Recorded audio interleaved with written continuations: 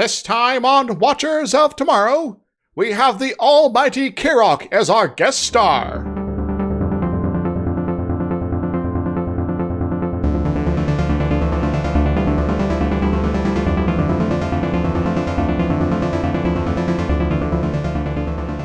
Hello everybody, welcome back to Watchers of Tomorrow, the sci-fi review critique show that's putting the humanities back in science fiction. I am Gep, and I am joined as always by my friend and co-host Dr. Izix.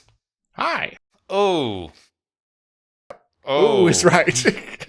This week, Ooh. I feel like some of the episodes this season aren't listed as the worst episode because they're ones that are like so badly done with such bad messages that people just forgot they exist outright. That seems about right. Because oh boy. Yeah. So, what planet of hats do we have this week, Gepwin? It's the Native American planet, or as they insist on calling them, American Indians. Which I think just some terms changed. This happens, but Some folks do call the Native Americans in the United States, specifically American Indians, and generally, from what I understand, that's the term that is only applied to natives that from the United States, but not other parts of the Americas. So okay, it's hard to super weirdly specific. It's hard to know. Some of the stuff in this show, they were trying to be sensitive to people, and some of this stuff is just like random. Like the people on this planet are from that Davy Crockett show. Yep. Like it's that level of Native American representation. Yeah, we'll just copy and paste it over. No one will tell the difference. Yeah, they can't. Like, I remember a scene from the Disney Davy Crockett show, which I loved those movies when I was a little kid. I remember there was a scene where he meets a Native American guy, and they both make random made-up hand gestures at each other because, he speaks Indian signs. I have no words for that. Yeah, so it feels like it's that level of stuff, which, was a similar era, so I guess it makes sense. But Star Trek prides itself on trying to be good and diverse and whatnot, yet they keep writing this stuff. Well, I think this maybe is a case of one of those, they should have been known better, but they didn't yet. And wouldn't for a while, unfortunately. Well, I think it just goes to show this thing that everyone talks about a lot, which is the more representation that you have amongst the people making your thing, the more people will be able to point out when you're doing something stupid. Yes. It's like, so I have some experience with this culture or this background, and what you're trying to say is complete bullshit. So here's a better way to go about what you're trying to do that isn't so crazy pants insane here. So this episode was written by Margaret Arman, who we saw an episode by them before, was the Game Masters of Triskelion. Also not great. Yeah, are we going to have Quatloos at least in this one? No. Oh. No Quatloos. And we are later in this season apparently going to get the episode called the Cloud Miners. Minders. You're right. Cloud Minders. No, mind your minds here. I tried to make it more interesting. Cloud mining sounds interesting. Cloud minding sounds like the world's most boring shepherd. Because one of those leads to Lando Calrissian. The other one leads to, I guess, airborne Little Bo Peep. All right, so we got 3 sort of notable guest stars in this episode. For certain levels of notoriety, yes. Sabrina Scariff as Mirami. I could never hear what they were saying. Miramami, Endami, Edamame. I might call her the Ronnie at some point. Yeah, I think it's Miramami. They didn't really enunciate the names well in this episode. Yes. She was a model and actor, was on a lot of contemporary shows like Gunsmoke, Daniel Boone, Wild Wild West. Later on, she ran for California State Senate and became a lawyer. Pretty successful career after this trash. She escaped. She got out. She lived a better life. Good. Rudy Solari as Salesh. I probably am going to mispronounce that name myself.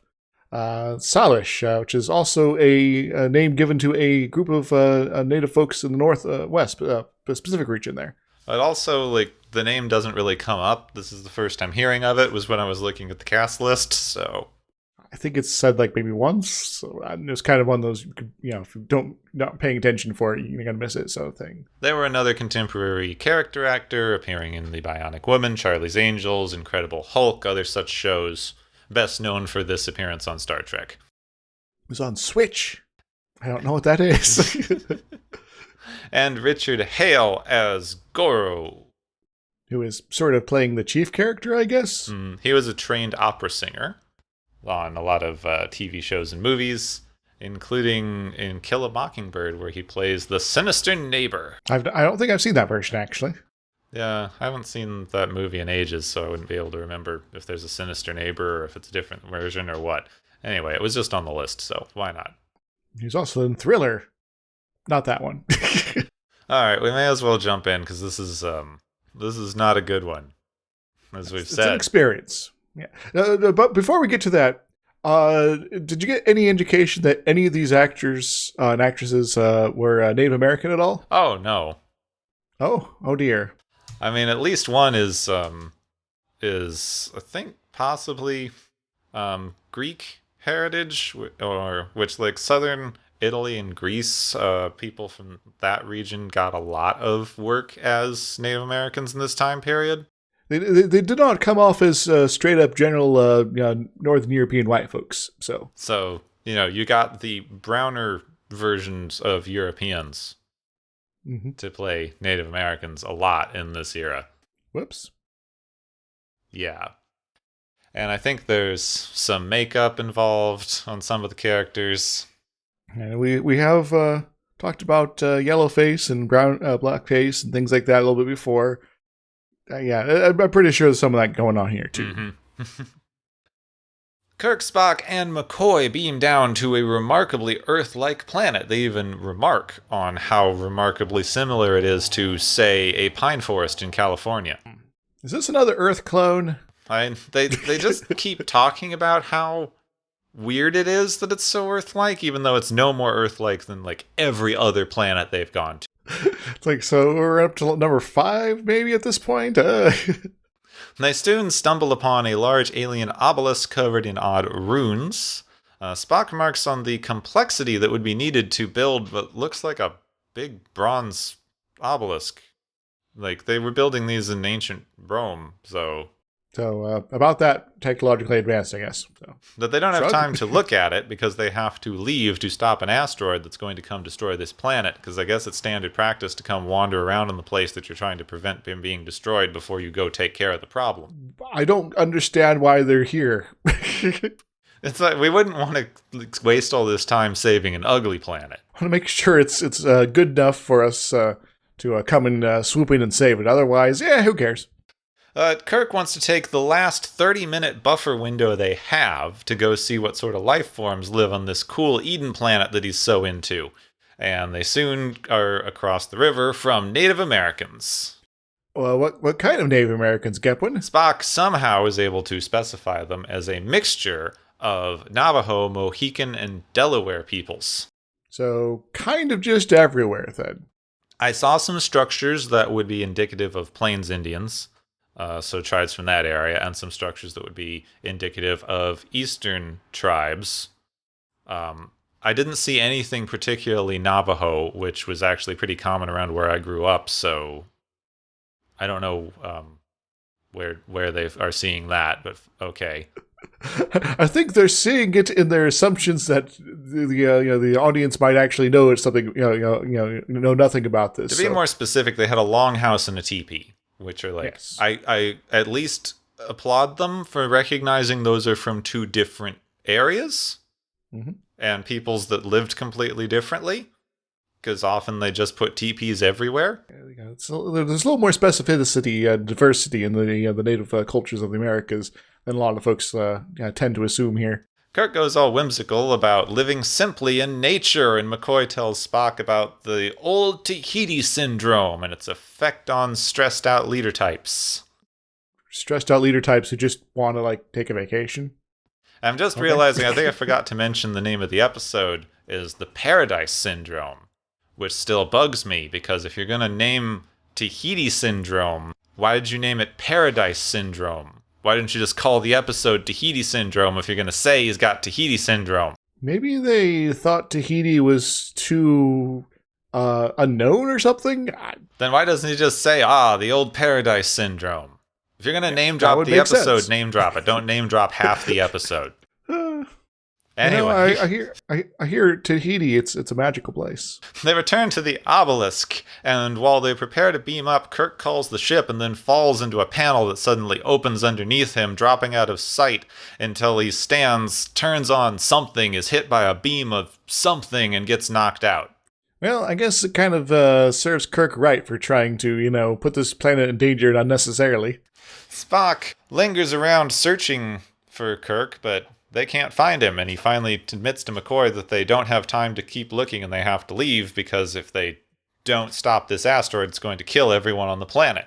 McCoy is, predictably resistant to any of Spock's ideas, so Spock has to explain to him that if they don't leave this very second, they're not going to have time to stop the asteroid, and everyone on the planet, including Kirk, will die.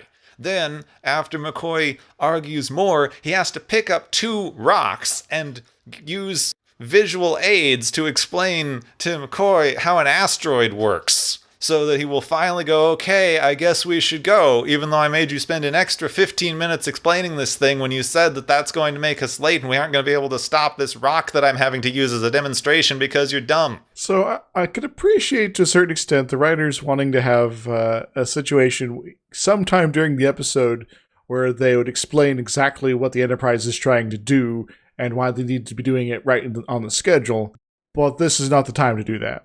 Also, when he has to, he can explain it, fine, but, he had to explain it 4 times the last time we used visual aids, and then McCoy goes, okay, sure, and you don't even need to get McCoy to agree to do this, because he outranks him. Yes.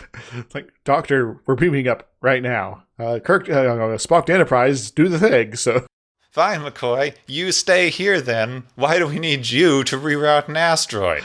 Yeah, the interactions between McCoy and Spock in this episode are just so bizarre. It's all the goodwill and character building between them that we've gotten so far just kind of tossed out the window, and it's back to beginning of season 1 again. Nothing in this episode makes sense because they wanted to set up this incredibly obtuse situation for Kirk.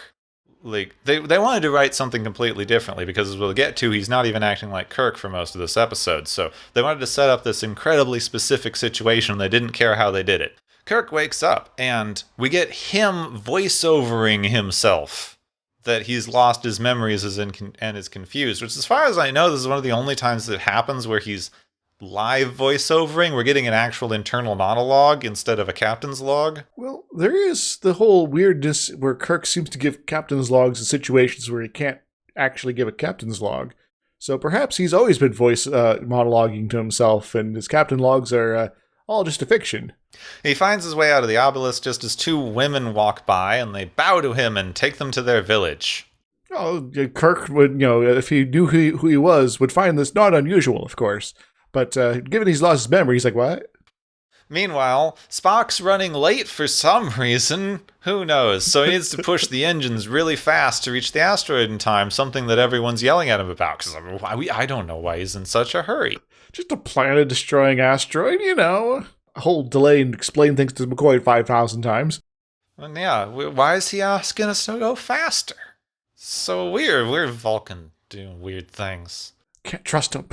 Kirk is taken to a large wooden lodge where he talks to the village elder who inspects him. And while they say that they trust Miramani, the village priestess. That's what I have in my notes. Yeah, Miramani. I keep wanting to pronounce it like Tiatame from the Discworld books. Go ahead. we can do nicknames because apparently they just made up the name for this episode anyway, so... So she is the village priestess. She's in charge of taking care of the obelisk, and things are weird right now. So they need to make sure that, the obelisk sent them this god dude who Kirk is supposed to be. So they need to give him a test or something. And the medicine chief, Salish, is mistrustful of this random white guy who just showed up. Understandably. Good instincts, dude. I don't know, I have a bad feeling that maybe something like this has happened before, where a bunch of white folks showed up and, and then a bunch of people died, and then we got whisked away here, I guess. Before they can make any decisions, a woman brings a child inside who was trapped in a fishing net and has drowned. Salish announces him to be dead, but Kirk, working on instinct, I guess, does mouth to mouth? Now, I will admit, I learned CPR in the early 2000s, so things might have changed. But I do not remember the part where you are supposed to not do chest compressions and wiggle someone's legs around. I think that, I don't remember if you actually checked for a pulse, but you want to maybe do that first as well. Yeah, he didn't check for a pulse. He just does the mouth-to-mouth part. So he breathes into the kid's mouth, which, since we're talking CPR, is no longer recommended. And then he wiggles the kid's legs around until he starts coughing and breathing. So CPR has changed since the 60s. I don't think you were ever supposed to just wiggle someone's legs about. Well, I guess maybe I can try wiggling my legs around next time I'm drowning. Yeah, see if it helps. Next time you drown, wiggle your legs. So since Kirk has apparently now brought a kid back to life, they believe that he's a god. So yay. And he's going to replace Salish as the medicine chief. So what you're saying is that Kirk is just so badass, they'll just declare him as the ultimate power and authority in the universe, even when he doesn't know who the heck he is. Got it. They also later learn that this includes an arranged marriage to Mirani, because she's just supposed to marry medicine dude, like whoever it is, no questions asked. Hopefully they're at least distant cousins when that happens. Otherwise it'd be kind of squeaky. The Enterprise reaches the asteroid and is almost falling apart because they had to rush for some weird reason. Scotty keeps arguing that they don't have the power to do the thing, but Spock needs them to try to divert the asteroid? Everyone on the ship is like, we can't do this. It's like, we need to do this. Like, it's what we're here for, and it's going to kill a bunch of people if we don't. Now, there's some back and forth, they're just building tension, and everyone's like, oh my god, we're going to explode or something. They try to push the asteroid off course with their tractor beam, but they're unable to get the power to do so. McCoy complains about it again. Why is this guy always on the bridge? Doesn't he have medicine to do? Spock tries to blow up the asteroid instead, which everyone is also mad about. Spock just can't do anything right this episode. Yeah. Everyone's going to judge him negatively. The Enterprise tries to blow the asteroid up with phasers, but things burn out before it works, and they've lost engine power, so now they're going to have to go to the planet just ahead of the asteroid, which will take a few months, and they'll only arrive hours ahead, so McCoy's really pissy about it. Well, I have a wacky idea. How about you take the Enterprise and actually slowly push it up against the asteroid, then use the Enterprise's engines to actually divert it that way? Or since you're several months out, you could do that thing where we just park next to it and let the tiny microgravity pull it off course. That's also true. And then later, Spock starts obsessing about the obelisk, believing it to be really important.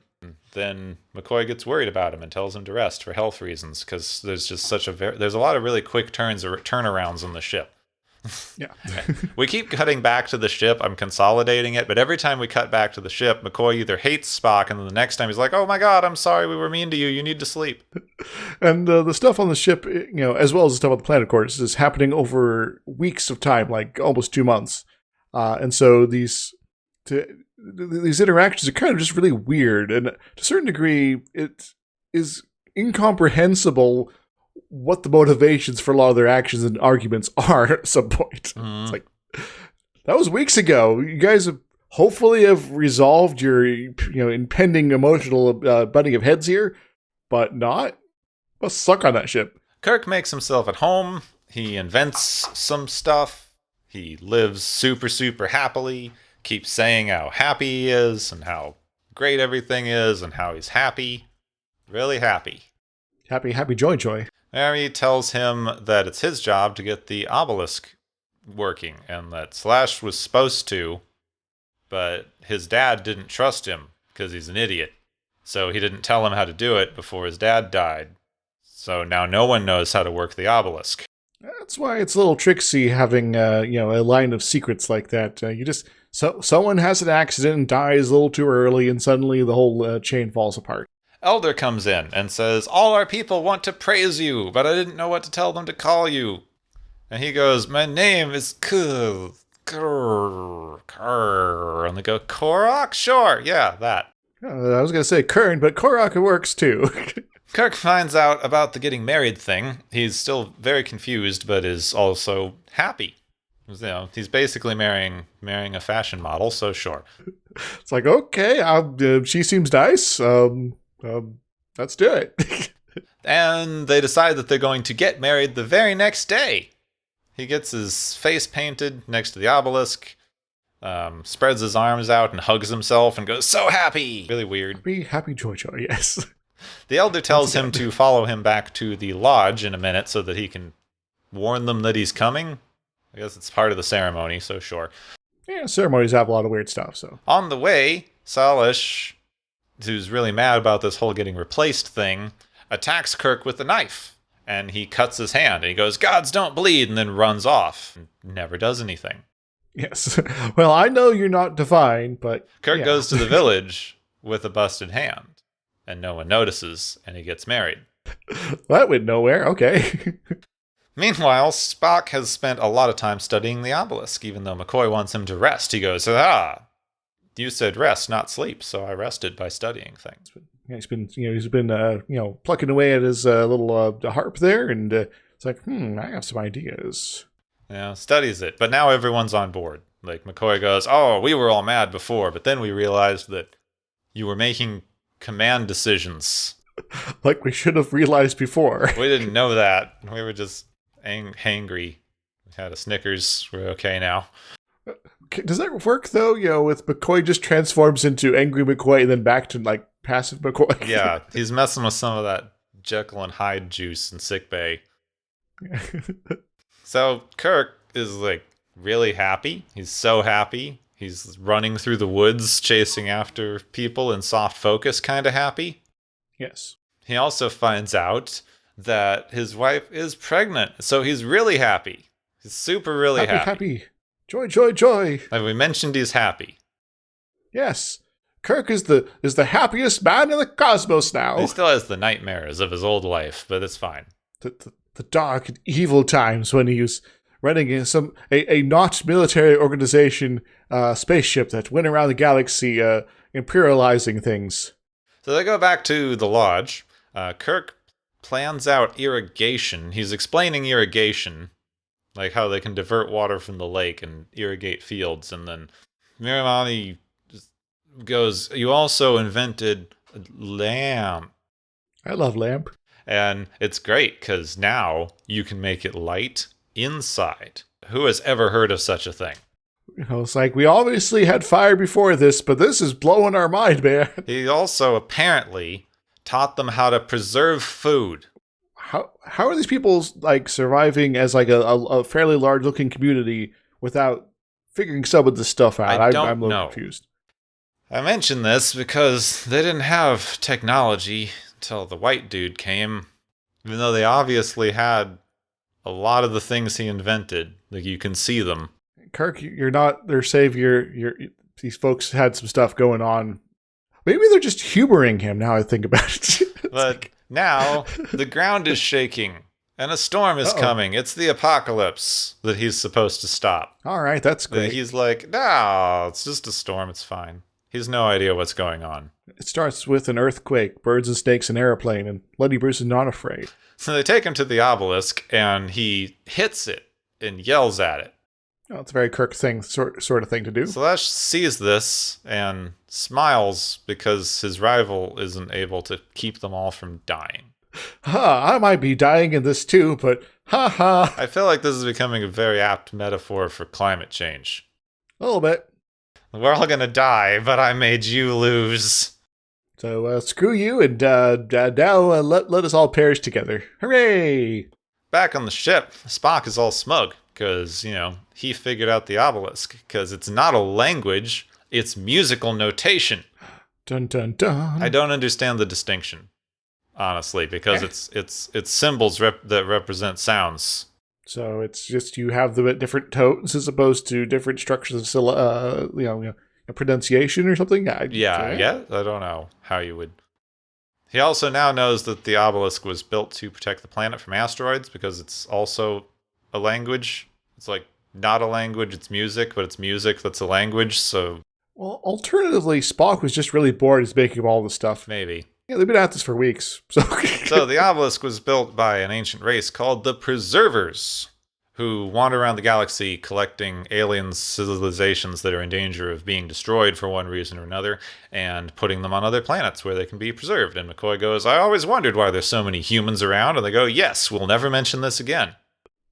So the humanoid life forms of the galaxy come in three varieties. You have rubber forehead aliens, so like the Klingons, especially TNG onward sorts. You got the humans who have been apparently stolen from Earth and just sort of thrown everywhere, and then happen to create various clones of Earth all over the galaxy. And of course, Vulcans, which various sort of parallel or branches off appear as well for some reason. So now that Spock's figured out how to get the thingy sort of working again, they need to get to the planet and turn it on, because apparently it's built for just this scenario. Right, wait a moment. That means this solar system is full of asteroids that keep intersecting with this planet, and so it should have extinction level events every so often. And why would they put them on this planet then? Also, for some reason, the asteroid coming makes the ground shake and the water run cold and storms start months out, months away. Continue singing more of It's the End of the World as We Know It, but I think I'll save everyone from that. So the ambulance comes. It comes for you! Back on the planet, Salish has led a mob to the obelisk, and they start stoning Kirk for being a false god. Like, actually throwing rocks at him. Well, thankfully Kirk, is the supreme badass he is. He could, stand up there and take all those rocks and never be harmed at all.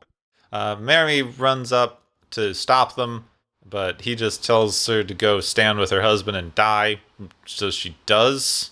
They both get stoned until they're unconscious, and then Spock and McCoy beam down, and that scares off everybody. All right, well, that was useful timing. Yeah, they tend to Kirk, seeming to notice Mary when Kirk delusionally asks about his wife, and they go, wife, is he hallucinating? Oh, there's a woman here.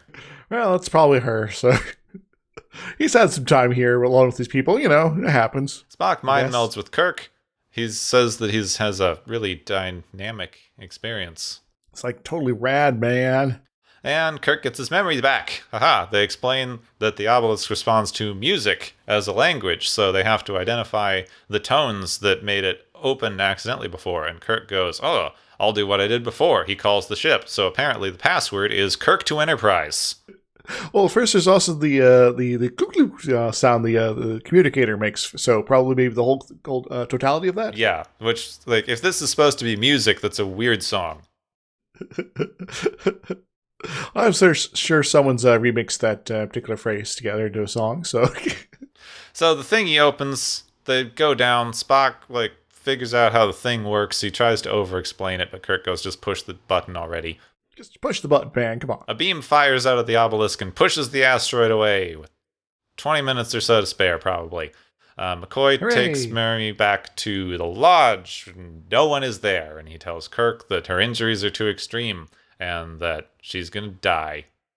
So we end on the episode with him sitting there watching her die. Instead of taking her up to the Enterprise and trying to medbay or something, So it's better that white dude, savior guy, gets somebody pregnant on the planet, and then they kill her and an unborn child so that he doesn't have to look bad, or they don't have to introduce a new character. It's better that way.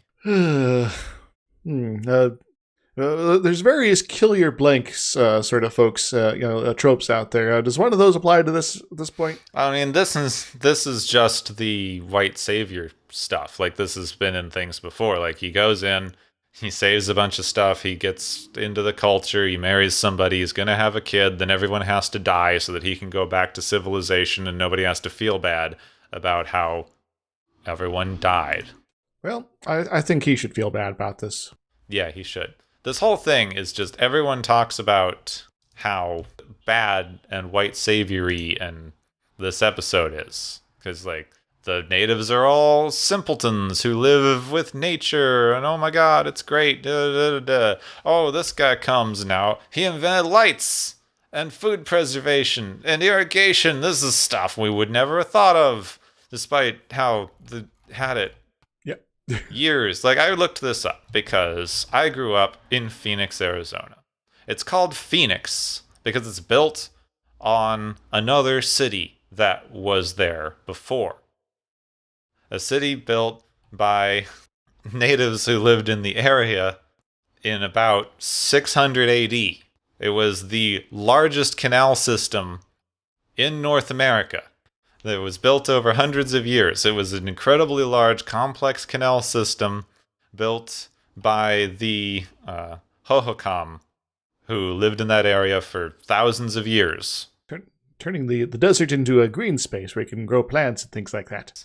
And when the Spanish showed up in the 1700s, the canals were still there, being used by modern Pima Indians. It's the largest, most complex canal system in North America, and it was built hundreds of years, like almost 1,000 years before Europeans ever set foot in the Americas. And in this episode, they explicitly say that the preservers went around and basically took folks from cultures that were facing imminent destruction. So that would imply that they, were nabbing these people and taking this planet, say in the 1600s specifically. So well after they've built these canals. Yeah. Yeah, I think this is a good example. Not a good example, like a fantastic example of the lack of knowledge that folks, especially in the United States, who really should know better, the lack of knowledge that we got about native cultures before Europeans came over in any quantity. There was large, complex civilizations, all over the continent, and due to the way things unfolded during that encounter, those civilizations were destroyed and greatly reduced.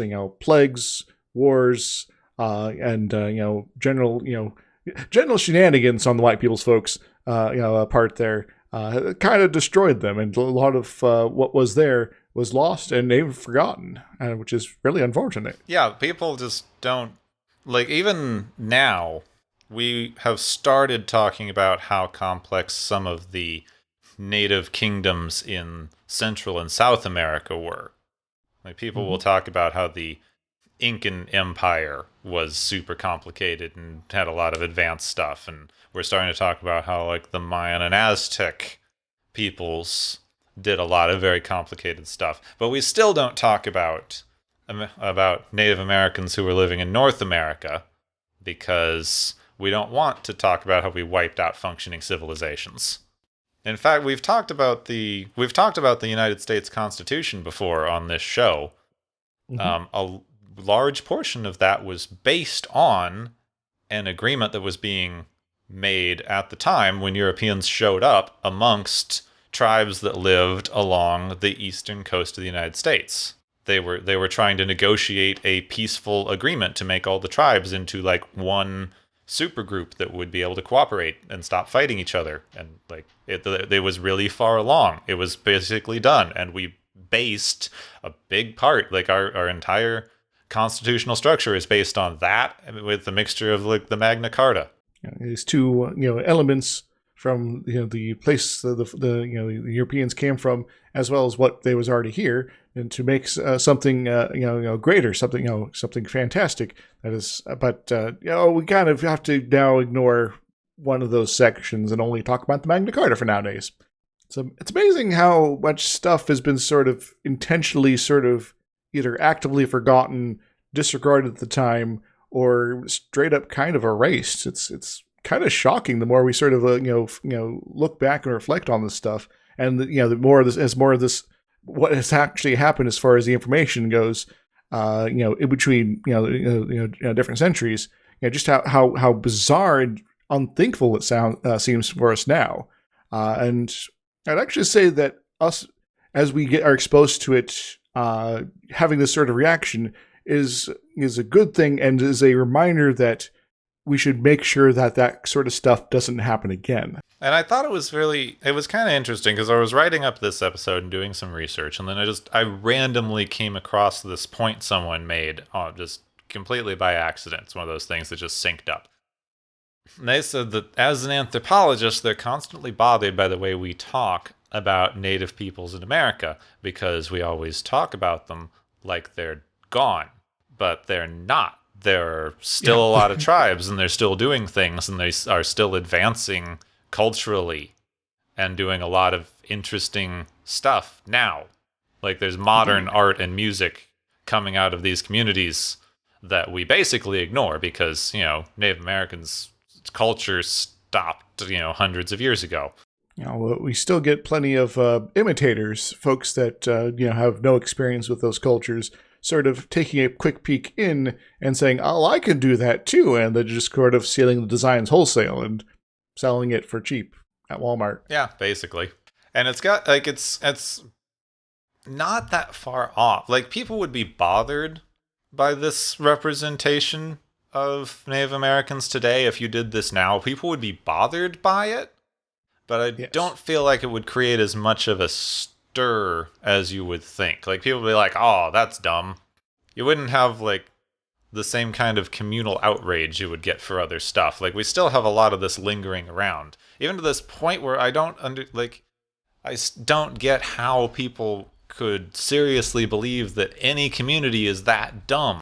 Like, you needed this guy to come in and teach you how to bring light inside and preserve food. Yeah, that's just absurd. But these are biases that we still have, and in plentiful quantity still. There are a good number of us that are working to sort of overcome and get beyond them, not follow these same ridiculous mistakes anymore. But there are plenty of folks that aren't there yet, and it's and even if even though for those of us that are trying, there are still things that we screw up on, and we are just completely ignorant of, because it's getting connecting the dots is difficult, but sometimes when you sort of look at something like this, it's like, what? This makes no sense. The other thing that didn't make any sense, which is like, this is way more speculative because I honestly don't know enough about the religions of the tribes that they mentioned in this. I know a little bit of like Navajo spiritual stuff from like just having grown up in that part of the country. I don't know anything about the Mohican or Delaware. They have this thing about the god bleeding, which I can't be completely sure where it came from, but I think it was popularized by Man Who Would Be King, which they made a very good movie out of that, starring Sean Connery in the 70s, but the book that was based on was written in 1888. That's basically the thing. Like, some guy sets himself up as a god king and then accidentally is seen bleeding, and then everyone turns on him. It's like been used in everything. But it wasn't uncommon for gods to bleed in a lot of ancient cultures. Like, I'm saying straight out, I do not know for sure about Native American religions, but like, Greek gods could bleed, and Egyptian gods bled, and I know Mayan gods bled all the frickin' time. They held a whole thing about it. Yeah, there's plenty of gods that are going around and killing other gods as part of the various stories in there. So yeah, this idea that a god is I guess like would be of the same qualities as the like a Christian god, where it is all powerful and thus to have any idea, a conception of being able to be injured in a physical sense wouldn't make sense. That isn't the norm for a lot of cultures. Yeah, it's a very Western god idea. Mm-hmm. Our whole, you have an abstract being that is super powerful and wouldn't be able to be harmed and is eternal and whatnot. So this whole, like, especially when you're setting up something like a god king, like, I guarantee you that if the pharaoh got a nosebleed, everyone in Egypt didn't turn on him. That would be kind of hilarious, though. If it's like, yeah, you could get stabbed, and we'll still worship you as a god, but if you get a nosebleed, sorry, no, buddy. Gods don't get nosebleeds. Oh, damn it! The air is here is so dry. It's just lazy. Like, the whole thing just is lazy, which makes it really hard. I don't think this really has a lot of point. Like, these episodes bother me because they don't seem to have a purpose. Like, there's not really an overarching thing they're trying to explore. I think arguably it's like kind of the whole getting back to nature and whether that makes you happier than the modern world thing, but since they've tied it all up in a noble savage motif, it's hard to look at. Yeah, I think that is the only message they're trying to go with this on this one, and yeah, it's just too much baggage. But then what's the point that they're going for? Because his entire life gets killed at the end. Well, it's like a vacation, and we all have to go back to our responsibilities, Go on vacation, get a girl pregnant, watch her die horribly, and then go off to your normal city job and civilization. Who hasn't done that? Was it Madame Butterfly that has a plot like this too? Probably. Because it's like Pinkerton, I believe, was the guy's name. Goes to Japan, gives himself a wife, leaves, comes back. She finds out he married somebody in the States, and suicide and all that. But yeah, this is what you're talking about. Gods here. It does kind of remind me that in this episode, they sort of explicitly say that, quote, the gods or divine powers, whatever, created the obelisk and had this ritual and things like that. And that sort of made me think that these aliens, in their efforts to see these cultures across the galaxy or whatever the heck they're actually doing, apparently destroyed these people's religion and replaced it with one based around them. Yeah, I mean, you're basically getting into the ancient aliens thing again, which, as we've already talked about, is another racist white dude idea that native cultures or non-white cultures wouldn't be able to function unless a higher power was looking out for them, which is exactly what we have here. These people cannot function except that the obelisk builder people put in safeguards that keep them from dying.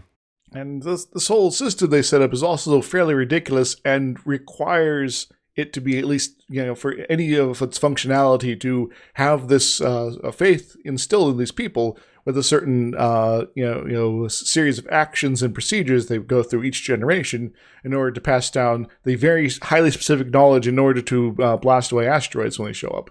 And yeah, it's like, so. I know I've said ridiculous already several times in this episode, but this is very ridiculous. And it's in terms of, in the context of the show, independent of what the writers were sort of doing with it, this very much implies that these aliens were making this choice intentionally. They could have set up a automated system to sort of just do this, perhaps something in orbit, like an automated platform that'll blast away asteroids occasionally. But no, they put it on the planet in order to have this be something that these people do. Kind of begs the question, why? It reminds me of, what's that one called? Yeah, Orphans of the Sky. Heinlein book about a multi-generational spacecraft. They start off looking after the spaceship, and they know that they have to teach every generation how to look after the spaceship because it's a multi-generational ship. And after however many generations, it goes from just teaching people how to run the ship as engineering to doing a certain amount of things in order as a religion, which was also the plot of a short story in Isaac Asimov's I, Robot, where a group of robots programmed to look after a space station turned the mundane tasks that they had to do into a religion. I don't think I've read that one, but I think I've heard about it. This would be a reoccurring motif in this era of science fiction, that doing a bunch of mindless tasks over and over in specific orders for no readily apparent reason is a religion. Or, maybe a society could, without if this was being sort of built in and instilled, that could have an alternative way to do such things, say an education system. So maybe you don't have just the medicine guy dude there who has the secret password in order to do the thing. You can have anyone with the knowledge, and maybe even have someone that's it's their job to do the specific thing. But in case that person dies of an accident before they pass on the knowledge, there's multiple backups here. Yeah, this is a bad system. Because even in those examples you gave there, I'm guessing the folks involved had shared some of this knowledge around, so there wasn't this mystery, this arcane aspect to it. Yeah, you have the whole frickin' priesthood thing going on in most of those, and the one's just robots, so they're not gonna. They just do that. They can copy paste whenever they like. But I mean, the way that they did that with this just reinforces the whole white savior narrative that they're doing in the show, because if the Enterprise hadn't shown up and saved them, they all would have died because no one knew how to work the frickin' obelisk thing. Well, I guess it kind of suggests to me that these aliens set up this ridiculous system in order that they would continue to be worshipped by these people, so until such time as that system broke down, and then they'll be destroyed by an asteroid. Yeah. I'm suddenly wondering if these aliens, these preservers, might be related to the Ori. If you're not worshipping us, you're not worth living, so you better die now. If anyone's wondering what the hell I'm referencing, that's some Stargate SG-1. So basically, I'm tired of this. I looked up stuff on, actual native cultures, because that's the only thing I could think to talk about with this stuff, because, just going, debunking some of the dumb junk they have.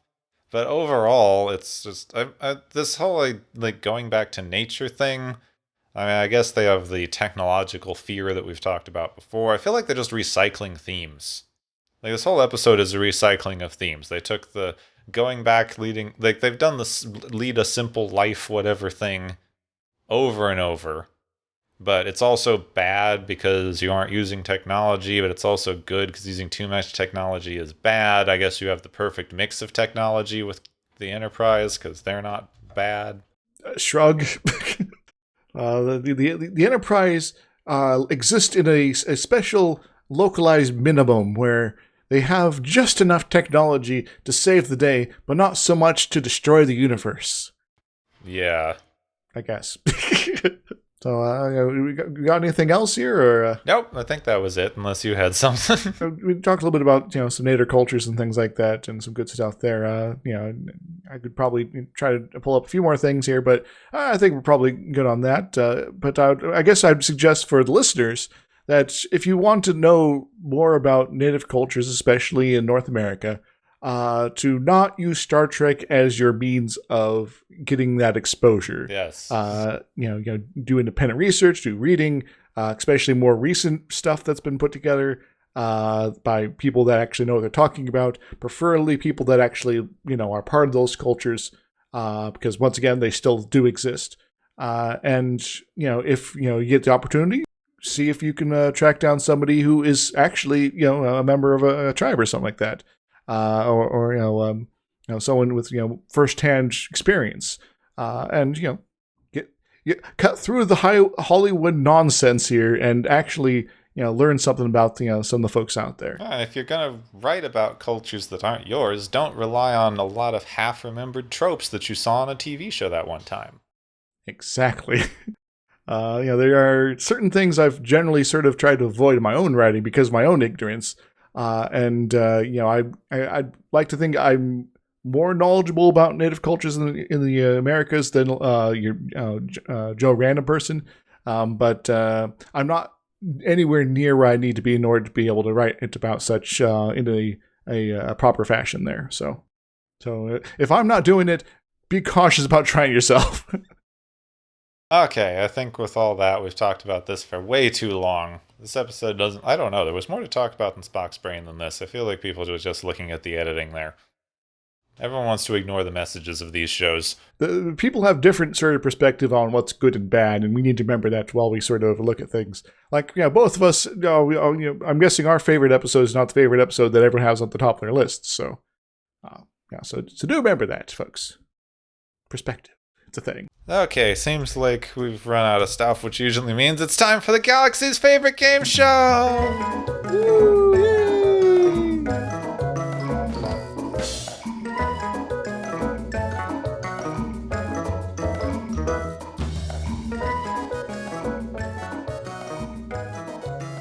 Hey everybody, welcome back to the Galaxy's favorite game show. We had some points to tally up here.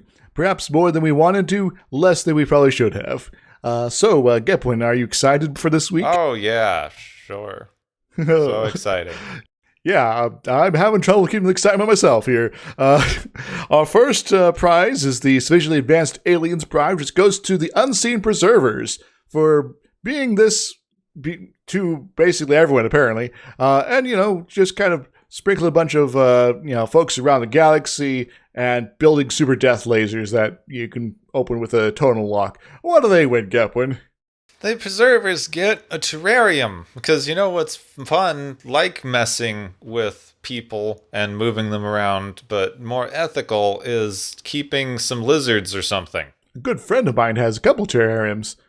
He collects frogs. It's pretty sweet.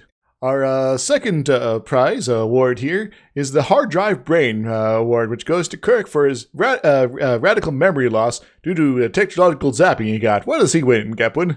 Kirk gets one of those 18th century clockwork brains, because it's not going to be wiped as easily, and it's going to do about the same stuff that he does.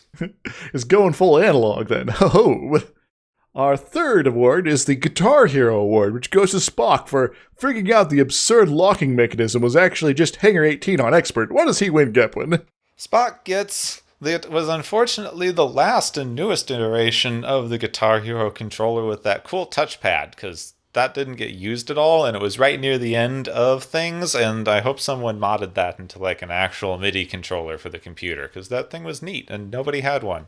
Oh, I actually have one. It unfortunately doesn't work anymore. But, our final award prize is the Not Cool Man Award, which goes to kind of basically everyone who thought this story was a good idea. What collective item of shame do all they get, Gepwin? I think they and the writers of any Star Trek from now on, because they were still doing this in Voyager, is a freaking history book. Like any history book. Preferably one written after the 60s, but, just generally any history textbook at all would have been an improvement here. Maybe looking up something, not just relying on, this was on a different TV show, etc., etc. Yeah, because really, man, this wasn't cool, man. No, not at all. Well, I'm depressed, Gepwin. How about you? Yeah, let's be done with this. Thanks, everyone, for joining us on the Galaxy's favorite game show! Yay! We're done with that crap!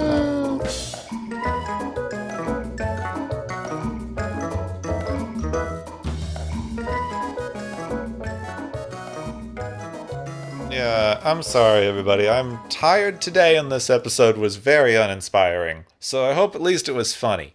Maybe we'll have more luck next time. Oh no! Oh no! I mean, it's better than this because there's not a horrible, horrific message in it, as far as I can tell. No, it involves small children, though, doesn't it? Yeah, we're back to this. We're recycling episodes more.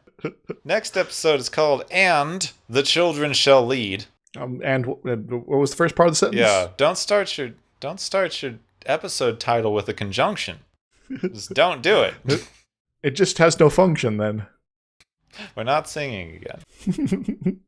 And the children shall lead, where the Enterprise goes to a planet where all the adults are gone and there's nothing left but children. Again. Yeah. Yep. Yeah.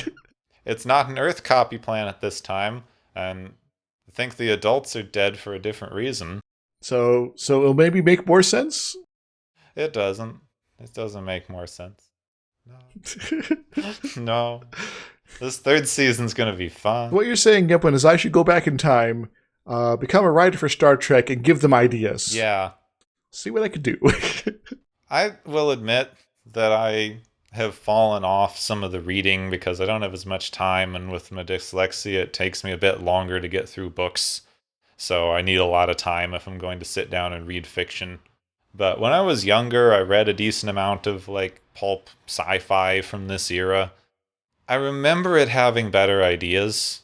Now, maybe that's just because I read it when I was younger, but I remember pulp sci-fi having better ideas than this, and they keep talking about how they got, like, advice and writers from, like, some of the top sci-fi people of the time.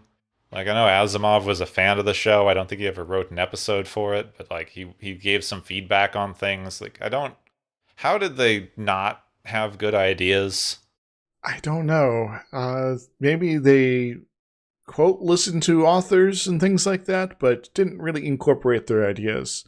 Because I guess a lot of the writing credits often include created by Gene Roddenberry specifically, and so maybe he was very much that's a great idea, but I got my own idea sort of person.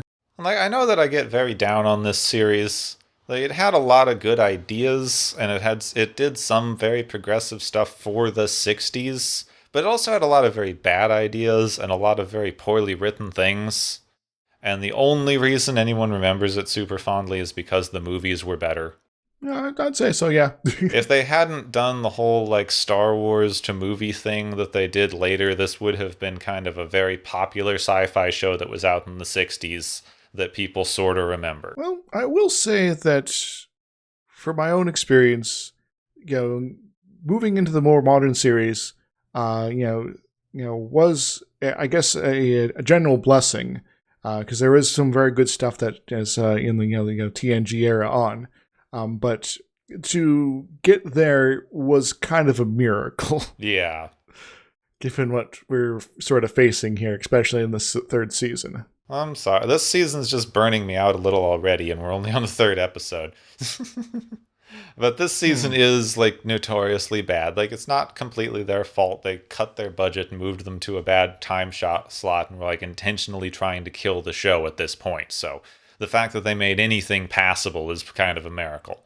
Maybe when it comes up to our movie breaks there, maybe I should before not pick a movie, but pick a different sci-fi show of a similar era that is not nearly as depressing to sort of help us get back in the groove of things again. That might help, yeah.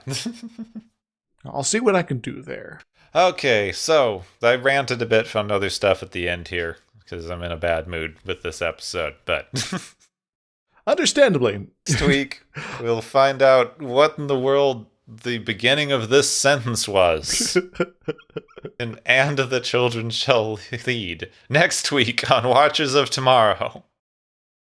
Next time on Watchers of Tomorrow, kids rule this planet of hats. You have been listening to Watchers of Tomorrow, a podcast on science fiction media. Find and follow Watchers of Tomorrow on Podbean, YouTube, Spotify, iTunes, Google Play, Stitcher, Pocket Cast, Spreader, Digital Podcast, and perhaps many more to come. If you enjoy our podcast, make sure to subscribe for more. And where possible, make sure to rate your experience or leave us a review. You may find Gepwin on youtube.com/Gepwin and Twitter @Gepwin. You may find me, Dr. Isix, on youtube.com/Dr. Isix and Twitter @IsixLP. Music is Waveform and Mori's Principle, both by DRKRN. You can also check out the Watchers of Tomorrow Discord channel. Make sure to share the experience with your friends, family, enemies, and alien overlords. If you feel you are suffering from transporter syndrome, please be aware that the next time you step off the transporter, that you, that is now, no longer exists.